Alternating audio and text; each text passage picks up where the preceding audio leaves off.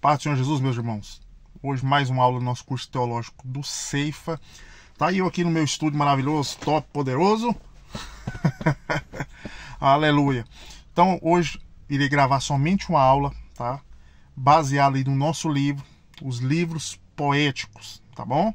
E quando nós estivermos na nossa aula próximo encontro presencial, nós estaremos aprofundando, como eu sempre faço, tirando dúvida, enfim, fazendo algumas correções, e eu tenho certeza que vai ser bênção, tá bom? Então, partindo desse princípio, para não ficar aquela aula picada, um pouquinho de aula aqui, um pouquinho de aula amanhã, vamos gravar somente uma aula hoje, tá bom? Sobre todo o conteúdo, bem básico, bem objetivo, e na nossa aula presencial nós iremos aprofundar e arrochar, tá bom? Então, partindo disso, vamos para os nossos slides. Bora! Vamos lá para os slides para a nossa aula. Vamos definir primeiramente, quero definir com vocês o que é poesia, já que estamos falando dos livros poéticos, tá? Então, poesia, o que é poesia, professor? É a arte de compor através de versos, modo de expressão artística caracterizada pelo uso de regras, de sons ou de estrutura sintática específica, gênero literário composto por esse modo de expressão.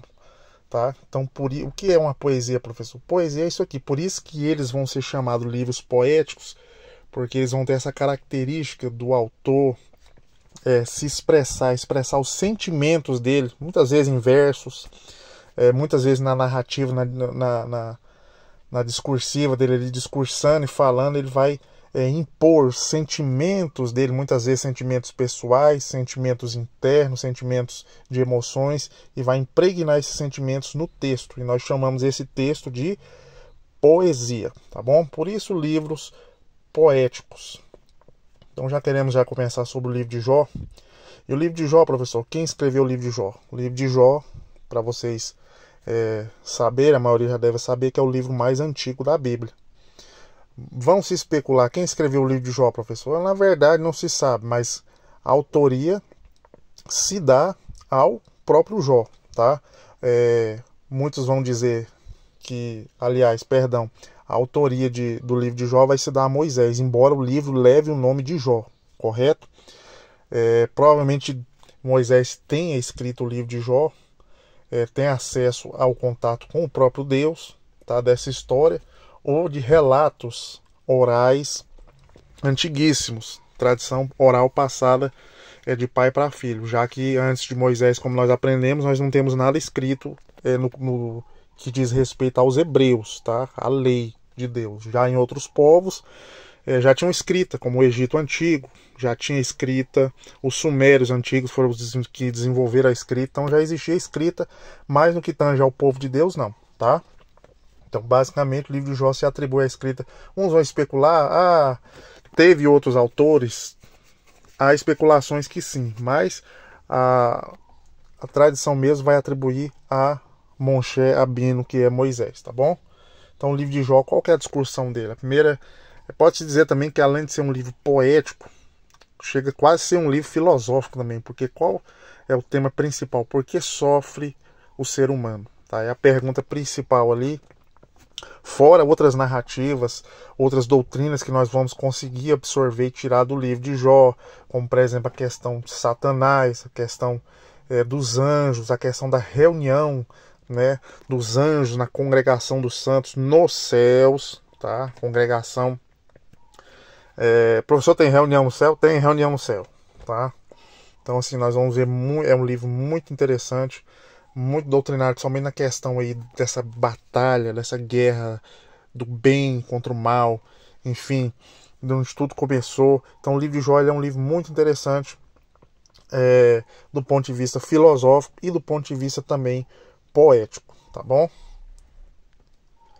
Professor, e o livro dos Salmos? O livro dos Salmos, quero lembrar vocês que não foi escrito somente por um homem, mas foram escritos por vários homens. Nós temos aí 150 salmos. Salmos são o que, professor? Salmos são cânticos, tá? São hinários de Israel. São cânticos que foram cantados em momentos muito singulares e específicos da história do povo de Israel, tá? Da singularidade pessoal de cada escritor, de cada cantor, correto? Então, salmos nada mais é que cânticos, são hinários de Israel. Agora eu quero ressaltar algumas coisinhas importantes com vocês aqui, o nome dado a Salmos pelos judeus, tá? No hebraico é Terrelim. Terrelim significa louvor. E já o nome da transliteração do grego ficaria psalmoi. Eu quero ressaltar duas coisas importantes com vocês aqui nessa tradução. Nessas duas traduções. É porque os judeus, psalmoi e Terrelim, na tradução dão um sentido bem diferente.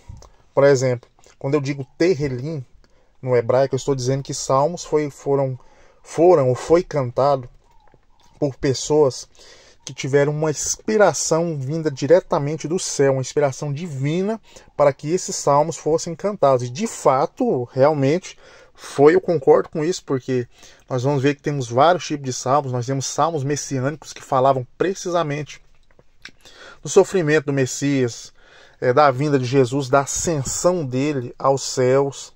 Então, assim, são salmos poderosíssimos, muito precisos, que eu não tenho como a gente negar essa evidência, e se não somente reconhecer que de fato eles tiveram sim uma inspiração poderosíssima vinda dos céus para os cantores e autores desses cânticos, correto? Ok. Já no psalmoi, quando eu digo psalmoi no grego, eu quero dizer o quê? Que o salmo foi escrito simplesmente por uma inspiração natural, advinda do próprio ser humano. Então os judeus não gostam que fala psalmoi, mas eles gostam que fala Terrelim, tá? Isso que é bom vocês lembrarem, para que vocês tenham esse conhecimento aí, é de prática mesmo para vocês, tá bom? Então eu quero ser bem objetivo nessa aula, nós aprofundaremos na aula presencial. Faremos aí uma aula só então, online, correto? Então vamos lá.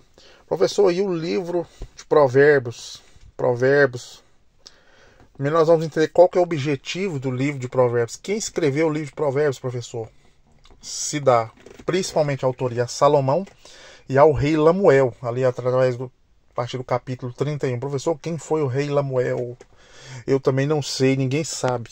Se cogita, pode ter sido, primeiro, um rei árabe, porque Salomão tinha muitos negócios, ele tinha aliança com muitas nações vinham de longe para firmar aliança com Salomão, para ouvir a sabedoria dele, então ele tinha muitos amigos, muitas alianças, e provavelmente, posteriormente naquela região, cogita-se que possa ter sido um rei árabe. Essa é a primeira. E a segunda hipótese é que esse rei Lamuel aí nada mais é que um pseudônimo, ou seja, um nome falso, dado e escrito ao próprio Salomão, para escrever os conselhos dados aí a Batseba, tá? Então, na verdade, aí pode ser um pseudônimo. Na verdade, nós não sabemos qual dos dois, mas o fato é que é um livro também poético, é um livro de sabedoria, de sapiência, tá? Considerado aí livro de sabedoria pelos conselhos, há muitos conselhos de Salomão. Provavelmente ele escreve Provérbios aí no meio aí do seu reinado, tá?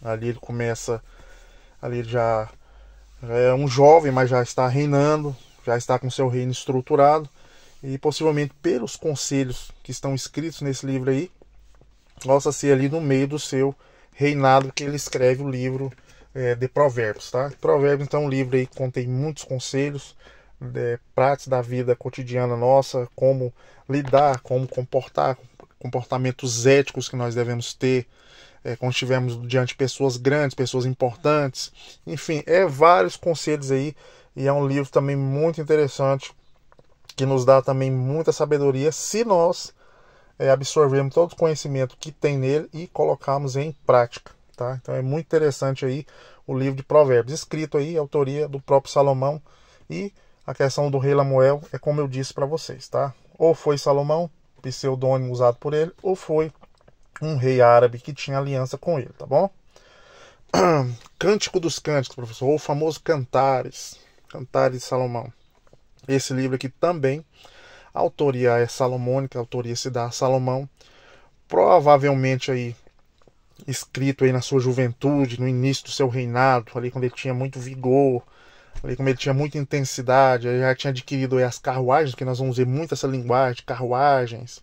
Nós temos a linguagem também poética, né, de elogios aí à esposa e o esposo, a questão de ele vai chamar a esposa dele de compara as éguas de Faraó. Se você fizer isso hoje, um elogio à sua esposa desse modelo, você vai apanhar.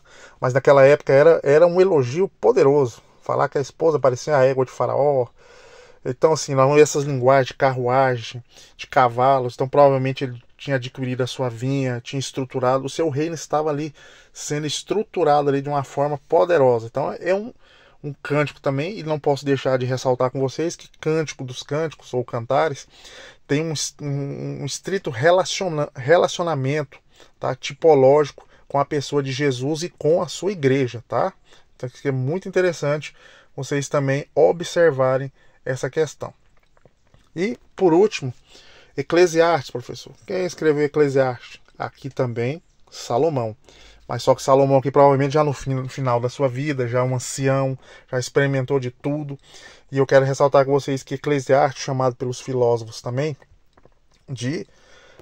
alguns filósofos comentam também que Salomão usa um recurso filosófico chamado aí filosofia pessimista. O que é isso, professor? É isso mesmo. Pessimismo vem de aquela pessoa pessimista, aquela pessoa que só pensa em coisas ruins, que nada para ela tá bom. No capítulo 1 isso vai ficar bem claro, quando ele começa a dizer vaidade, vaidade, tudo é vaidade. Que vantagem tem um homem no seu trabalho, com medo do trabalho das suas mãos, um dia vai, o outro vem, mas a terra sempre permanece. Ele começa, parece que ele está insatisfeito com tudo que ele conquistou, ele viu que não valia a pena. Então esse recurso aqui, dentro da filosofia, os filósofos vão chamar de filosofia pessimista, tá? Tivemos muitos filósofos pessimistas que nós não vamos entrar aqui porque não é a matéria.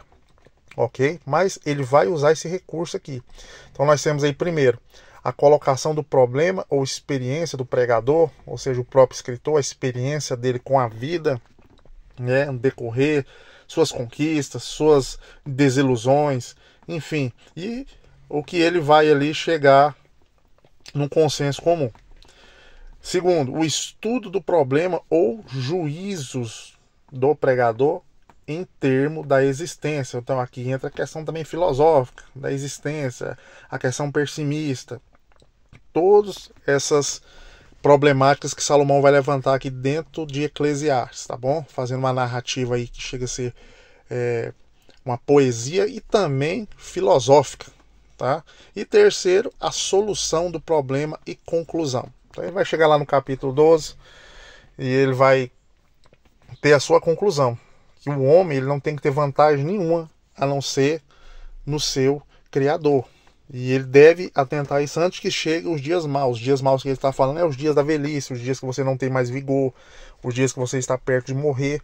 E quando você chega e se arrepende de muitas coisas que você fez, que você achou que era relevante, mas que de fato não eram e não faziam nenhum sentido, tá? Então ele vai deixar isso bem claro. Ele vai enfatizar aqui o jovem, no capítulo 9, a lembrar do Criador, lembrar do Senhor, que é o bem mais precioso, é o tesouro mais importante que o homem pode adquirir além de simplesmente riquezas materiais, tá bom? Mas o relacionamento com o Criador aqui é o mais importante, tá bom, gente? Então era isso a nossa aula aqui. Vai ser somente essa aula mesmo, tá bom? Quando nossa aula presencial nós estivermos juntos novamente, eu irei aprofundar com vocês e lá sim iremos tirar dúvida, aprofundar, tá bom? Irei fazer somente essa aula mesmo, gravar essa aula para não ficar também aquela coisa picada e ficar aquela coisa também que talvez na correria não dê tempo até terminar, tá bom? E vocês não fiquem prejudicados também. Então era isso, fiquem na paz do Senhor Jesus e até o nosso próximo encontro presencial. Fui!